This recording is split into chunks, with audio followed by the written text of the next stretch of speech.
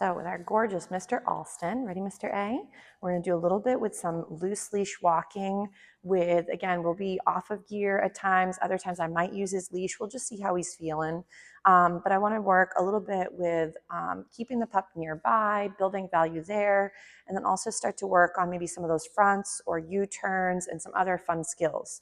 So there could be times where your babe could be overwhelmed with the situation.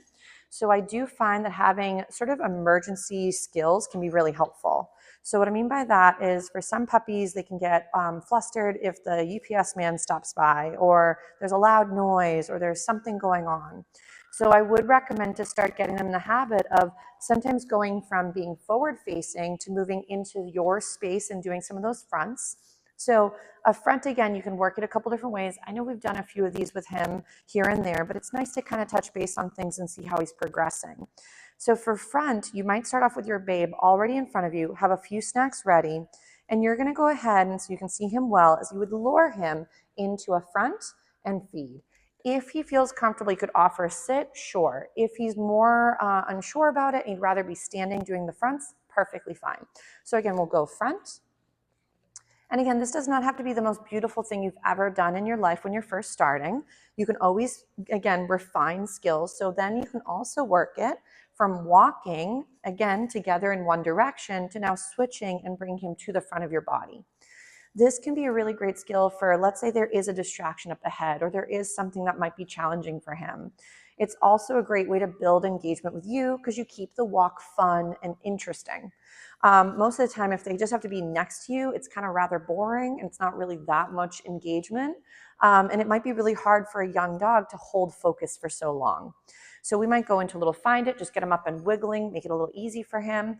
I'm going to go ahead and work again where I might be, again, using my food as a lure to have him sort of hone in on my hand. So as we're walking, then I might go front and then bring him into the front of my body, gorgeous, and feed him right here.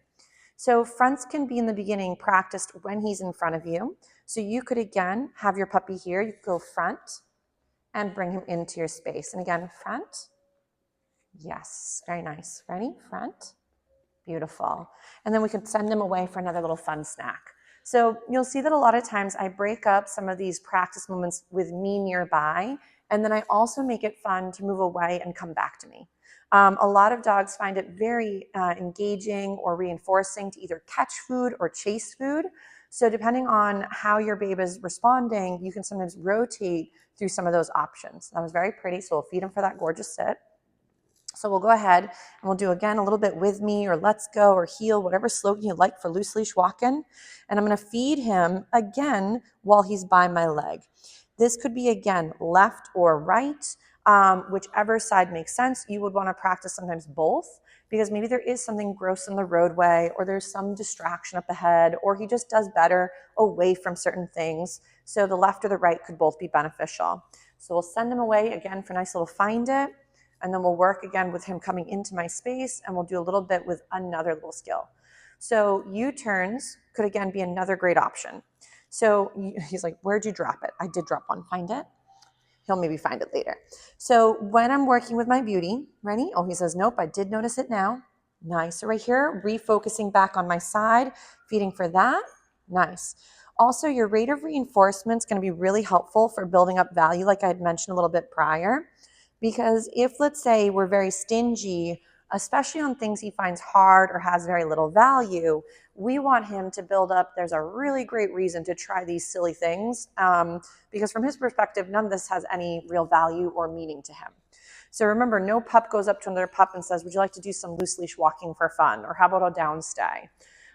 So these are skills that help them in our human world be successful, but also safe for them and safe for the rest of the bubbles. So we'll again get them up and wiggling.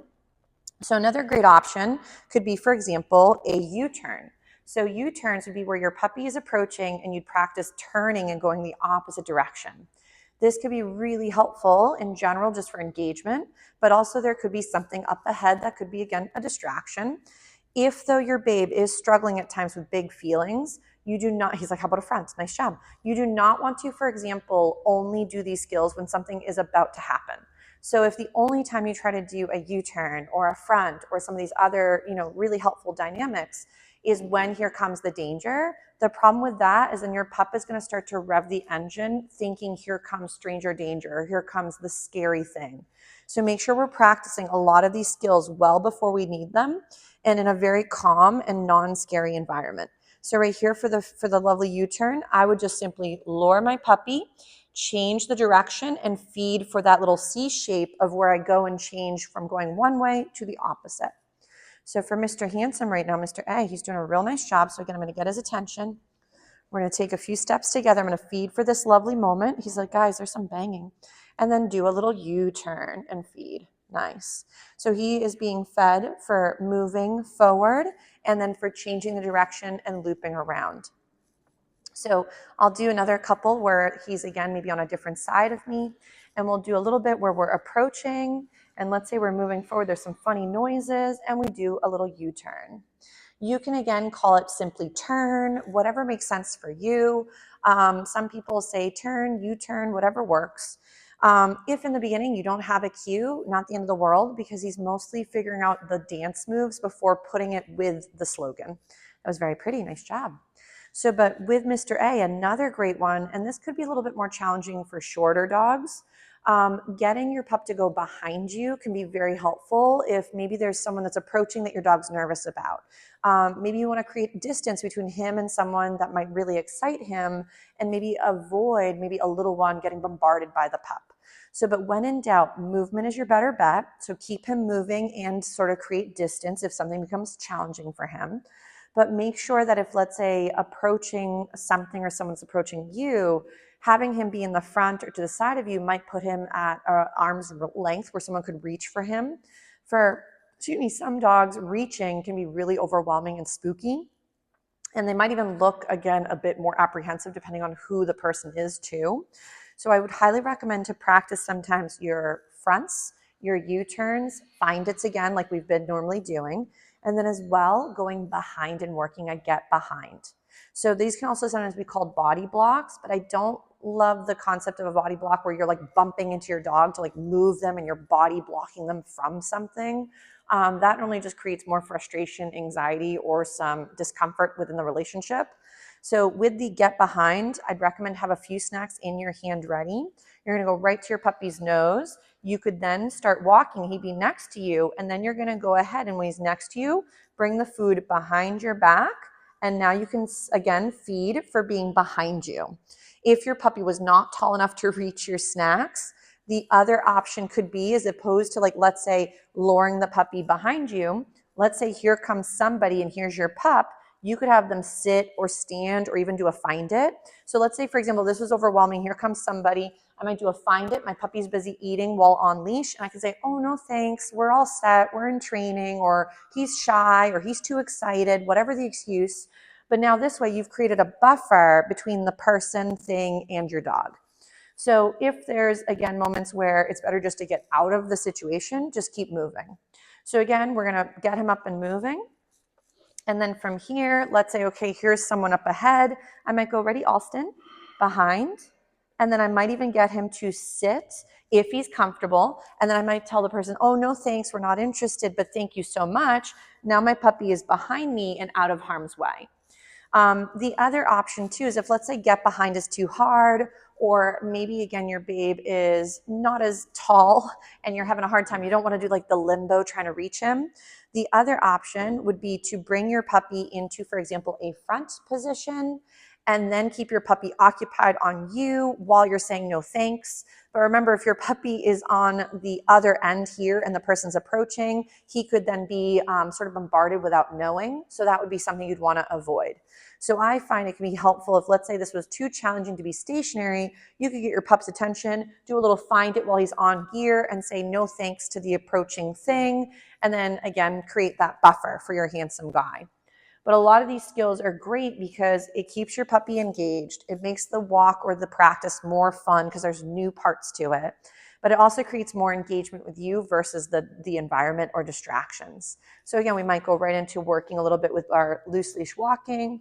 And then from here, let's say he's walking and there could be a distraction. We're going to go into our front. Nice, and feed for that. Good job, sir. So we're feeding again, kind of again, sometimes a jackpot moment where he's getting several goodies one after the other for doing that skill. So then again, we might send him away. Nice. And then Allston. Yes, so just a little name recognition just to break it up. Beautiful. What a smart boy. So then from here, we might go into, again, a little bit of movement. He says, I'm so tired. And I'll bring him closer so we can all see him. And then again, we might go into a front. Nice. And he doesn't have to be super close. If for right now he prefers a little bit of a buffer between you and him, perfectly okay.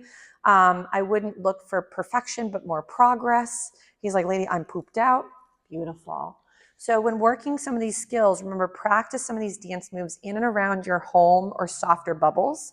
Some of my favorite places to go practice would be, for example, open spaces like a big field where you can see what's there, what's coming and going.